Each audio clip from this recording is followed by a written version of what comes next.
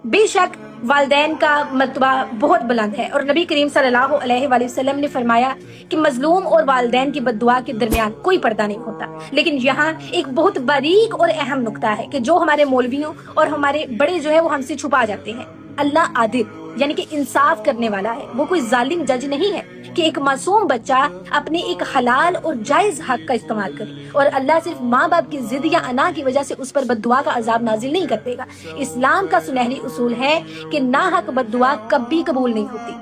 تو پسند کی شادی کرنا یہ کوئی گناہ نہیں ہے، اور نہ ہی یہ رشتہ داری توڑنا ہے۔ اگر ماں باپ صرف اپنی برادری، اپنی ناک، اپنی جھوٹی انا یا لالچ کی وجہ سے بچوں کی پسند کا حلال نکاح روکتے ہیں اور پھر غصے میں آ کر بد دعائیں دیتے ہیں، تو وہ بد دعا گناہ کے زمرے میں آتی ہے، اور ایسی ناحق بد دعا عرش الہی پر کبھی قبول نہیں ہوتی، بلکہ الٹا بد دعا دینے والے کے سر پر پڑتی ہے۔ ٹھیک ہے، تو ہمارے معاشرے میں جب کوئی پسند کی شادی ناکام ہوتی ہے تو ساس، سسرال اور رشتے دار فخر سے تالیاں بجا کر کہتے ہیں، دیکھا ہم نے کہا تھا نا کہ ماں باپ کی بد دعا رنگ لائے گی اور یہ گھر برباد ہو جائے گا۔ لیکن نفسیات اور حقیقت کچھ اور ہی کہتی ہے کہ پسند کی شادی کی ناکامی بد دعا کی وجہ سے نہیں، بلکہ ان 3 نفسیاتی وجوہات کی وجہ سے ہوتی ہے جو ماں باپ خود پیدا کرتے ہیں۔ Number 1، emotional boycott. شادی کے بعد ایک نئے جوڑے کو سکون، محبت اور فیملی کے سپورٹ کی سب سے زیادہ ضرورت ہوتی ہے، لیکن جب ماں باپ اور خاندان ان کا مکمل سوشل بائیکاٹ کر دیتے ہیں، ان سے بات چیت بند کر دیتے ہیں، تو وہ میاں بیوی اکیلے پڑ جاتے ہیں۔ جب بھی گھر میں کوئی چھوٹی سی پریشانی آتی ہے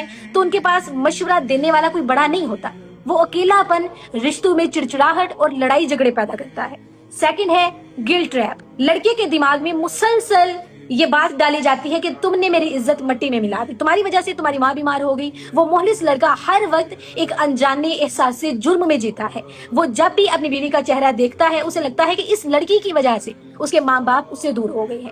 یہی احساس سے جرم دھیرے دھیرے نفرت میں بدل جاتا ہے اور رشتہ ٹوٹ جاتا ہے۔